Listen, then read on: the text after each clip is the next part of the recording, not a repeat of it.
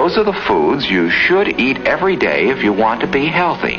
Here is a chart of the 7 groups of food that are most important for you to eat. Mrs. Brown learns how to plan meals from reading. Exercise builds good health. Hoeveel keer het jy al gesprekke gehad oor jou gesondheid? Oor watter kossoorte gesonder is as ander? Oor verskillende oefeninge, ou dieete en boererate wat dekades lank al van generasie tot generasie oorgedra en oorvertel word sodat jy gesonder en maarder kan word. Hoeveel keer het verskillende gesondheidsdeskundiges al dientjie verander oor wat goed en sleg vir jou is? Voeding is 'n baie populêre en baie sensitiewe kwessie by mense. Now how about some dinner? Hoeveel dieete het jy nie al probeer nie? I tried the blood type diet, I tried the Weight Watchers, I tried Herbalife. As dit by Suid-Afrikaanse gesondheid kom, lyk die prentjie nie goed nie.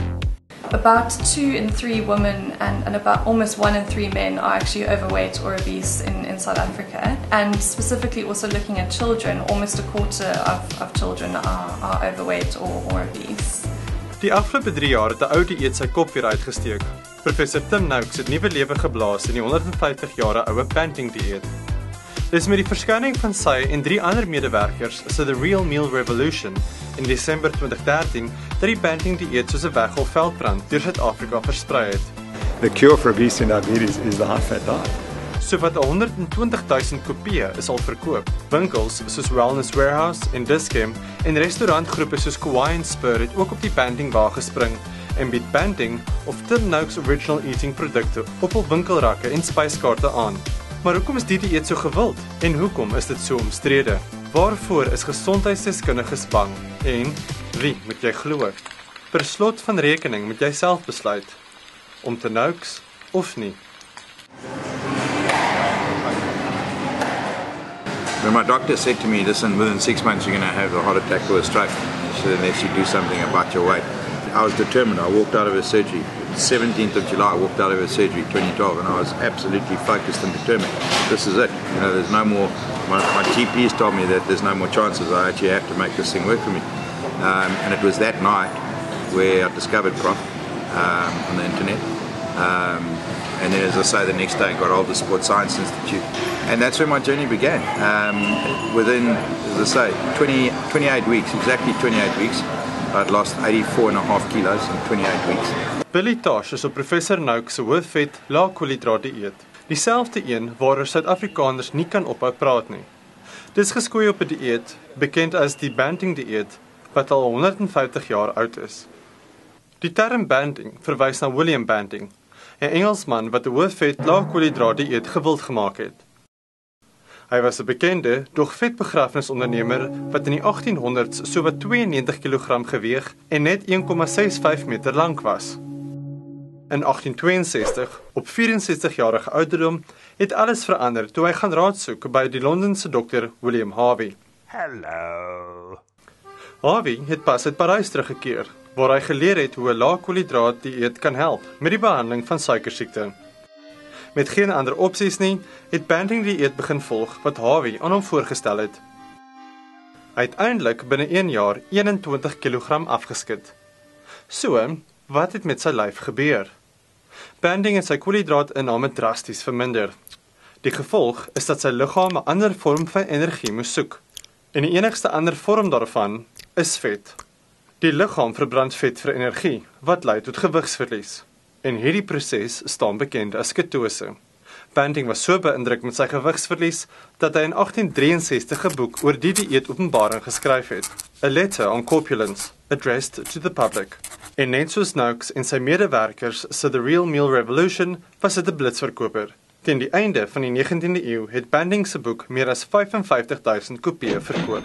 The topic was around for a long time, and because it was controversial, I remember David Greer, just before the book was released, he had spoken to some group, and the doctors had attacked him or something, and he said, you know, this is amazing. He said, when the book comes out, it will go, because of the controversy. Dis hierdie omstredenheid wat die boek deels 'n sukses maak. Die onbekende langtermyneffekte bekommer gesondheidsdeskundiges.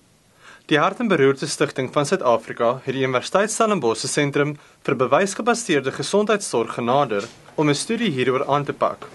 Hulle wou weet wat die effek van die hoëvet lae-koolhidraat dieet op gewigsverlies is en hoe dit vergelyk met wat hulle noem 'n gebalanseerde dieet.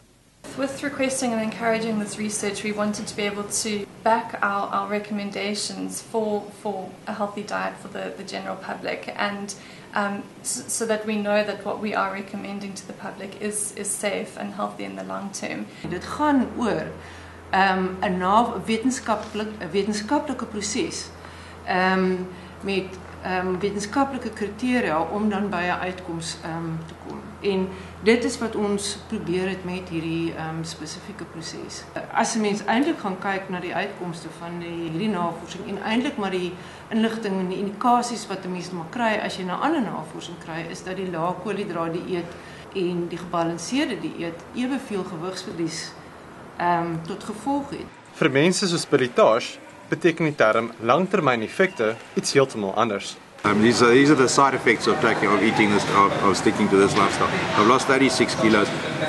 My diabetes is gone. I'm as healthy now as I was when I crawled out of the army.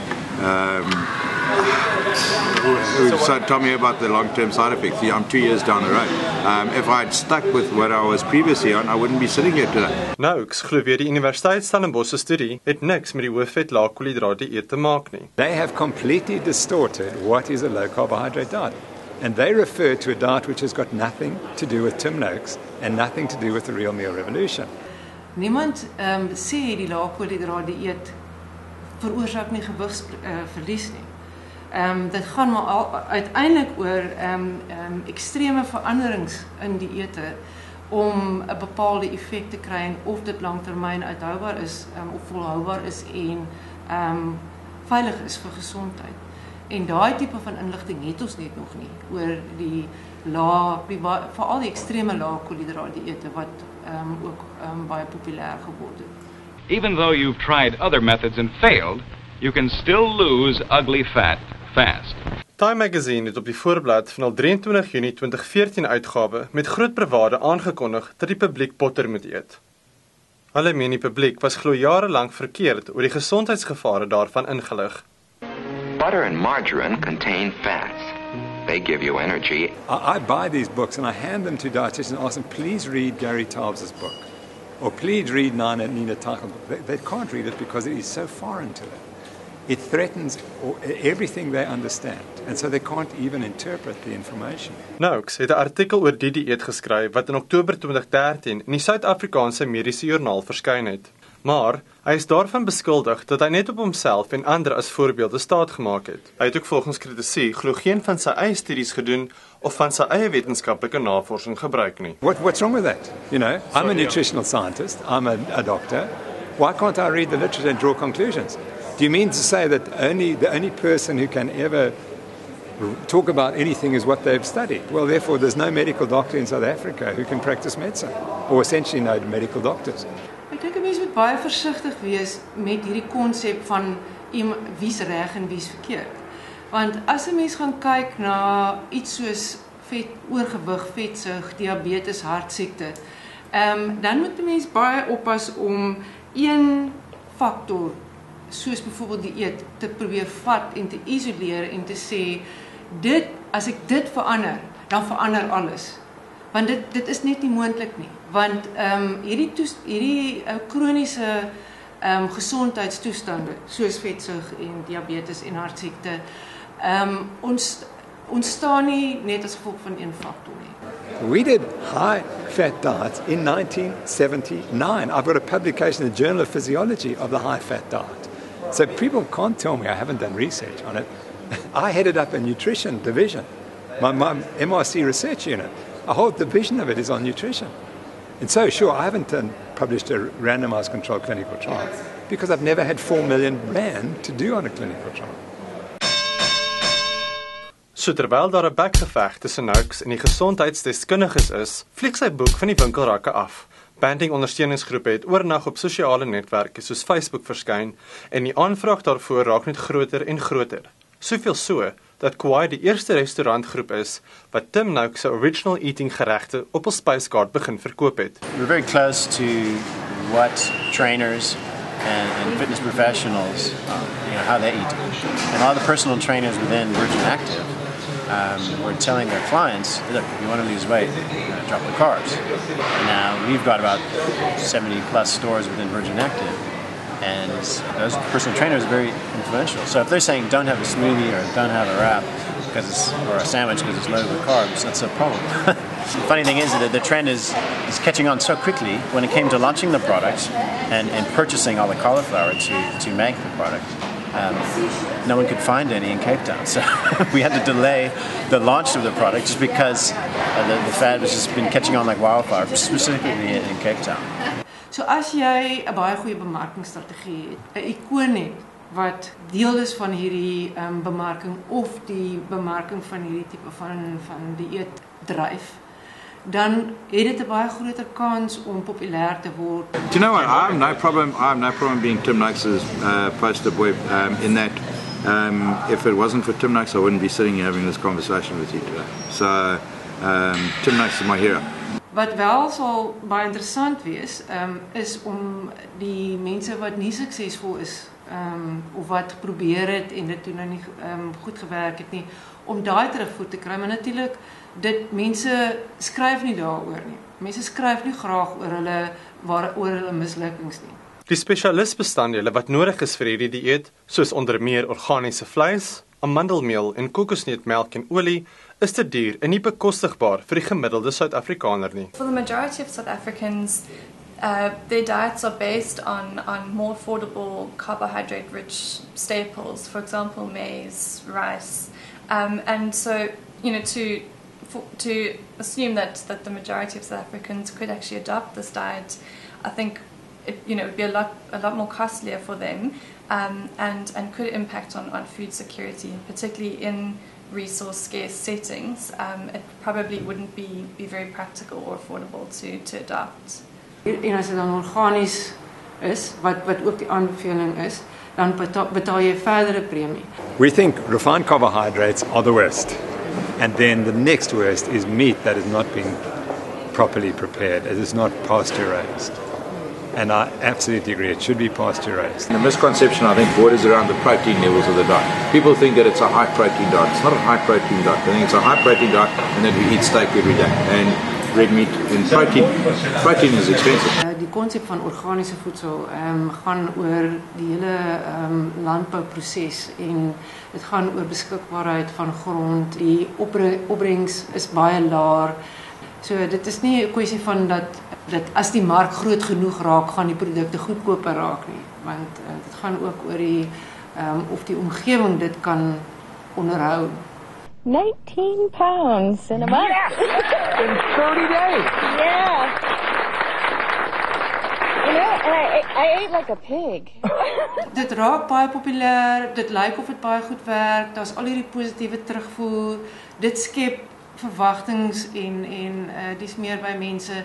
En ultimately, uiteindelik hou mense baie daarvan om deel te wees van 'n groep, van 'n beweging, en dit raak baie emosioneel. It's the only way to go. I mean, it's the cure for obesity and diabetes is the high-fat diet. I mean, the evidence is absolutely clear. 'n Persoon moet gaan kyk na wie en wat hy is, sy persoonlike situasie, wat vir hom kan werk.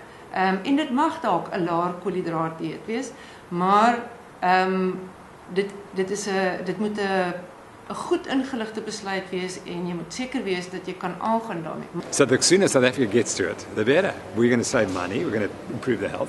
We have two choices. We either just train more doctors and we build more hospitals and we treat people who are getting progressively iller and can't function as human beings, or we change their food. It's a choice. I'm not going to crusade and say you have to eat this or you have to do that or whatever. It's not about that. I think that people must find what they're happy with. Die dieet moet nie 'n loodboksie wees wat onveranderbaar is of waarin jy nou jouself moet vasklem nie. En dan breek jy nou maar elke nou en dan in die boks uit nie. Dit moet 'n patroon wees wat jou help om jou verkeerde eetgewoontes reg te maak, verander permanent, sodat jy dan langtermyn by gesonde gewig kan bly. What's the best way to reduce? Eat plenty or starve yourself? Starve yourself? Wrong. A half-empty stomach causes hunger tantrums. Terwyl die harwar tussen Noakes en sy kritisie oor die gesondheidsgevare van die dieet voortduur, kan Billy Tosh nie uitgepraat raak oor al die gesondheidsvoordele nie. Skeptici maan paal oor die langtermyneffekte en meen jy moet self kyk na die verskillende faktore naas die eet wat maak dat jou gesondheid aan die kortste end trek en jy die kilos aanpak. Selfs Billy sê mense moet self besluit wat vir hulle gaan werk. Die feit is dat die land weer aan die gesels is oor voeding. Sosiale media gons met raad en kommentaar en mense raak emosioneel. En dit al so die kos wat op hul bord is. Selfs die mark reageer daarop. Blomkool kraai koning, Banting bestanddele is meer algemeen beskikbaar en die kasregisters sing. Dis omstrede. Nes Banting se boek meer as 150 jaar gelede en dis die tonge wat klap wat eintlik help dat die boek in groot mate in aanvraag is. Die Afrikaanse weergawe, die kosrevolusie het onlangs verskyn en is reeds 'n blitsverkoper. And I tell you, we're going to sell 100,000 of this one as well. The Afrikaans version is going to go mad. Maak net seker dat jy, soos met alle ander dieete, ordentlik ingelig is voordat jy dit blindelings aanpak.